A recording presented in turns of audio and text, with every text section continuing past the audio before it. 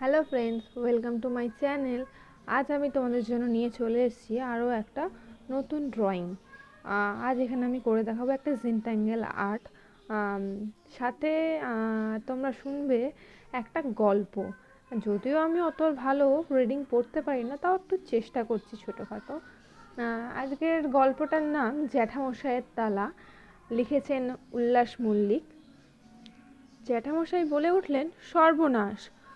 শুনে সবাই থমকে দাঁড়ালাম। বিয়েবাড়ি থেকে ফিরছি, বাড়ির প্রায় কাছাকাছি। পেটের মধ্যে রাধাবল্লভী, ফিশ ফ্রাই, মটন, গোলাপজাম ফুটবলের মাঠের দর্শকের মতো ঠাসাঠাসি করে আছে। বোনের আইসক্রিম এখনো শেষ হয়নি। নিমন্ত্রণ বাড়ি গেলে বোন দুটো কাজ করবেই: এক, জলের বোতলটা সঙ্গে করে নেবে, আর দুই, ফেরার পথে আইসক্রিমটা টুকে টুকে খাবে। আমার তো হল থেকে বেরোতে না বেরোতেই আইসক্রিম শেষ। ব্যাপারটা বেশ রহস্যময়। প্রথমে ভেবেছিলাম ওর ভাগ্যে বড় কাপগুলো পড়ে, সেই জন্য পাশাপাশি রেখে মেপেও নিয়েছিলাম একবার, কিন্তু লাভ হয়নি। সাইজ একই। সবচেয়ে যন্ত্রণার ব্যাপার, সারাটা পথ আমাকে দেখতে হয়। জ্যাঠামশাই বললেন, বাবলি মা আমার, স্লো সাইকেল রেসে নামলে চ্যাম্পিয়ন হবে ঠিক। যাই হোক, জ্যাঠামশাই সর্বনাশ বলে চুপ করে গেছেন। কিসের সর্বনাশ, কেন সর্বনাশ, কার সর্বনাশ, বিস্তারিত কিছুই বলছেন না। বাবা বললেন, কি হয়েছে দাদা, কার সর্বনাশ? জ্যাঠামশাই পাঞ্জাবির পকেট দুটো ভালো করে হাতড়ালেন, তারপর বললেন, সবার সর্বনাশ। গেটের চাবি পাচ্ছি না রে। বাবা বললেন, সে কি, পাচ্ছ না মানে? কোথায় গেল? সেটা জানলে তো হয়েই যেত। কোথায় রেখেছিলে? বাবা বললেন। পাঞ্জাবির পকেটে। ভালো করে দেখো। ভালো করেই তো দেখলাম। জ্যাঠামশাই বললেন, মনে হয় রাস্তায় কোথাও পড়ে গিয়েছে। দিনু জেঠু বললেন, অত বড় চাবি, পড়ে গেলে টের পাবি না? চাবিটা বড়ই বটে, আমি অন্তত আগে অত বড় চাবি দেখিনি। হাতিমার্কা তালার চাবি। কাল আমি আর বোন বিষ্ণুচকে মেলা দেখতে গেছিলাম জ্যাঠামশাইয়ের সঙ্গে। জমজমাট মেলা বসে বিষ্ণুচকে। মেলায় ঘুরে ঘুরে চাউমিন, এগরোল, জিলাপি খেলাম। হঠাৎ জ্যাঠামশাই বলে উঠলেন, ইউরেকা! আমি অবাক হয়ে জ্যাঠামশাইয়ের দিকে তাকালাম। বিজ্ঞানের কোনো সূত্র আবিষ্কার করলেন নাকি জ্যাঠামশাই? ইদানিং মাঝে মাঝে মনে হয় জ্যাঠামশাই যেন গভীর কোনো ভাবনায় ডুবে আছেন। নতুন সূত্র আবিষ্কার হলেই ঝামেলা। কিছুদিনের মধ্যেই সিলেবাসে ঢুকে যাবে, আর আমাদের মুখস্থ করতে হবে। আমি ভেবে দেখেছি, বিজ্ঞানীরা না জন্মালে বিজ্ঞান এত কঠিন হতো না। তাই একটু হতাশ গলাতেই বললাম, কি হলো জেঠু? জ্যাঠামশাই বললেন, পেয়ে গেছি, মুশকিল আসান। ওই দেখো, হাতিমার্কা তালা। তাকিয়ে দেখলাম একটা লোক বেশ কিছু বড় তালা নিয়ে বসে আছেন। চিৎকার করছেন, হাতিমার্কা তালা, হাতিও ফেল মেরে যাবে। শ্বাস ওঠা রুগীর ঘরে এ তালা লাগিয়ে দিন, জমেও ঢুকতে পারবে না। জ্যাঠামশাই এগিয়ে গেলেন তালাওয়ালার দিকে, সঙ্গে আমরাও। তালার ওপর হাতির ছাপ। তালাওয়ালা বললেন, এই তালার দুদিকে দুটো হাতি জুড়ে দিলেও ভাঙবে না। পাশে মাঝবয়সী এক ভদ্রলোক দাঁড়িয়েছিলেন। তিনি বললেন, কিন্তু কি করে বুঝবো? তালাওয়ালা একটু তাচ্ছিল্যের চোখে তার দিকে তাকিয়ে বললেন, দুটো হাতি ধরে নিয়ে আসুন, দেখিয়ে দিচ্ছি। ভদ্রলোক বললেন, হাতি কি প্রজাপতি, ফড়িং যে বললেই ধরে আনবো? তালাওয়ালা বললেন, তাহলে আমার কথা চুপচাপ বিশ্বাস করে নিন। জ্যাঠামশাই হাতিমার্কা তালা কিনলেন একটা। তারপর বললেন, এবারে সবাই বিয়েবাড়ি যেতে পারবো। চোরের সাধ্য নেই এ তালা ভাঙে। এই এই বিয়েবাড়ি যাওয়া নিয়ে কয়দিন বাড়িতে টিভির টকশোয়ের বিতর্ক চলেছে।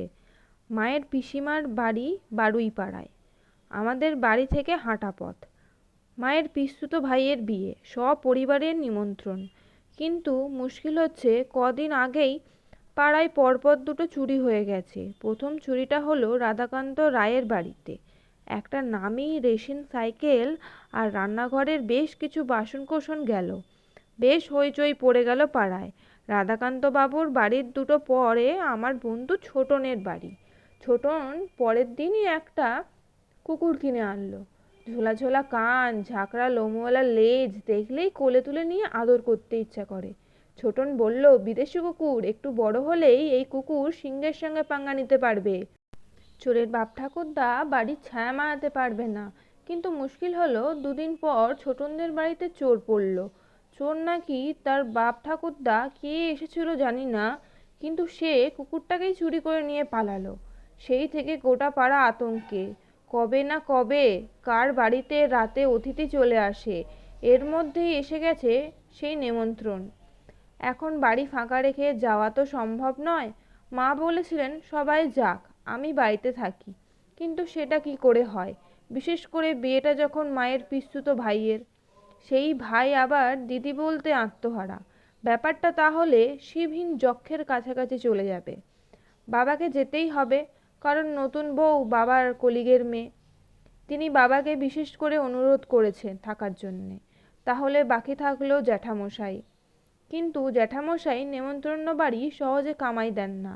তবু বাবা বললেন, দাদা তুমি থেকেই যাও। জ্যাঠামশাই বললেন, সে কি করে হয়? ছেলের বাবা আমাকে বারবার করে বলেছেন নবদম্পতিকে আশীর্বাদ করতে। তাছাড়া কার্ডেও তো আমার নাম লেখা, আমি না গেলে হয়? বাবা বললেন, খুব ভালো কথা, তুমি বিকেল বিকেল গিয়ে আশীর্বাদ করে চলে এসো, তারপর আমরা বেরোবো। জ্যাঠামশাই বললেন, কিন্তু খাবার দাবার কি তখন রেডি হবে? বাবা বললেন, তুমি তো বললে আশীর্বাদের জন্য যাবে, খাবার দাবারের প্রশ্ন আসছে কেন? জ্যাঠামশাই বললেন, অবনী, তোমার বয়সটাই শুধু বেড়েছে, বুদ্ধি এখনো হামা টানছে। আশীর্বাদ করে না খেলে সেই আশীর্বাদের ঠিক অ্যাকশন হয় না। যুক্তি শুনে বাবা কেমন ভ্যাবাচ্যাকা খেয়ে গেল। জ্যাঠামশাই হঠাৎ বললেন, আচ্ছা দিনুকে বললে কেমন হয়? ওর তো কাজকর্ম নেই, না হয় ঘন্টা আমাদের বাড়িটা পাহারা দেবে। দেখা গেল সেদিন দিনু জেঠুরও একই বাড়িতে নেমন্তন্ন। দিনু জেঠু ঠিক করে রেখেছেন আমাদের সঙ্গে যাবেন।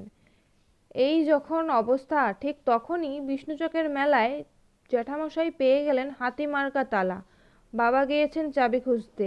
আমরা বসে আছি বাড়ির সামনে ছোট ঘাস জমিতে। দূরে বড় বড় গাছের মাথার ওপর এক ফালি বাঁকা চাঁদ উঠেছে। সামনের রাস্তা দিয়ে লোকজন যাচ্ছে। দু একজন জিজ্ঞাসাও করলো, বাড়ির বাইরে বসে আছি কেন? দিনু জেঠু বললেন, হাওয়া খাচ্ছি। মুশকিল হলো ম্যারেজ হলে যাওয়ার দুটো রাস্তা। আমরা একটা দিয়ে গেছি, ফিরেছি অন্যটা দিয়ে। যাওয়ার রাস্তায় একটা কালী মন্দির পড়ে, ফেরার রাস্তায় শিব মন্দির। যাওয়ার সময় মা কালীকে 10 টাকা প্রণামী দিয়েছেন জেঠু। মেনু যেন জবরদস্ত হয়, বিশেষ করে পাঁঠাটা হয় কচি। আর ফেরার সময় শিব মন্দিরে প্রণামী দিয়েছেন যাতে হজম হয় ভালো। আমি জিজ্ঞাসা করেছিলাম, জেঠু, শিব কি হজমের দেবতা? জ্যাঠামশাই বললেন, সে তো বটেই, ভালো হজম না হলে কি অত বড় ভুঁড়ি হয়? জ্যাঠামশাই বাবাকে বলছেন পা পা করে এগোতে। একটা রাস্তা দিয়ে যাবে, অন্যটা দিয়ে ফিরবে। তাড়াহুড়োর ব্যাপার নয়, প্রতিটা ইঞ্চি যেন ভালো করে দেখে, এমনকি হলে ঢুকেও একটু তল্লাশি চালায়। তো বাবা গেছেন তো গেছেন, ফেরার নাম নেই। এদিকে জ্যাঠামশাই অস্থির হয়ে পড়েছেন। অবনীকে দিয়ে কোনো কাজটাই ভালোভাবে হওয়ার নয়। একটা চাবি খুঁজতে কত সময় লাগে? চাবি তো আর টাকা পয়সা নয় যে রাস্তায় পড়ে থাকলে মানুষ কুড়িয়ে নেবে। আরও কিছুক্ষণ গেল, বোনের আইসক্রিম এখনও শেষ হয়নি। জ্যাঠামশাই দিনু জেঠুকে পাঠালেন বাবার খোঁজ করতে। দিনু জেঠুও গেলেন তো গেলেনই, ফেরার নাম নেই। জ্যাঠামশাই তখন গা ঝাড়া দিয়ে উঠলেন, বললেন, সবকটা অকম্মার ঢেকি, এ তো আলপিন নয়, বড় চাবি, খুঁজে পেতে কতক্ষণ লাগে? আমাকেই যেতে হবে শেষ পর্যন্ত। আমি বলে উঠলাম, আমিও যাব। জ্যাঠামশাই বললেন, চল তাহলে, ভালোই হবে। এখন 3টে জিনিস খুঁজতে হবে আমাদের, দুটো ধেড়ে মানুষ আর একটা চাবি। চল ভাগাভাগি করে খুঁজি। আমার ভাগ্যে মানুষ খোঁজার দায়িত্ব, জ্যাঠামশাইয়ের চাবি। রাস্তায় লোকজন ভালোই, আমি প্রত্যেকের মুখের দিকে তীক্ষ্ণ দৃষ্টিতে দেখছি। সেটা করতে গিয়ে হোঁচট খাচ্ছি, ধাক্কাও লাগছে পথ চলতি মানুষের সঙ্গে। একবার এক একজনকে দেখে চমকে উঠছি। ডিটো দিনু জেঠু কিংবা বাবার মতো দেখতে। দু একবার প্রায় ডেকেও ফেলেছিলাম।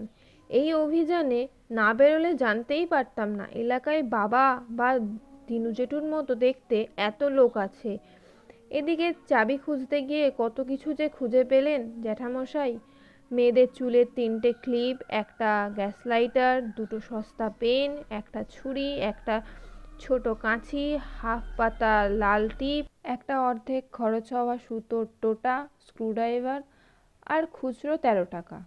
জ্যাঠামশাই একটা কালো পলিপ্যাকে সব জড়ো করলেন, বললেন পরে ল্যাম্পপোস্টের নোটিশ ছেঁটে দেব, যে যার জিনিস প্রমাণ দিয়ে নিয়ে যাবে। এই ভেবে খুঁজতে খুঁজতে ম্যারেজ হলের সামনে চলে এলাম আমরা। জ্যাঠামশাই বললেন এবার আসল পরীক্ষা, হলের প্রতিটা আনাচ কানাচ খুঁজতে হবে, ওয়াচডগের মতো হওয়া চাই। গেট থেকে শুরু করলাম আমরা, তারপর সিঁড়ি, তারপর হলে ঢুকে পড়লাম। একসময় নতুন একটা ব্যাচ বসেছে। জ্যাঠামশাই বললেন চেয়ার টেবিলের তলাগুলো ভালো করে দেখবি। আমি বললাম বাবা, দিনু জেঠু চেয়ার টেবিলের তলায় ঢুকতে যাবে কেন?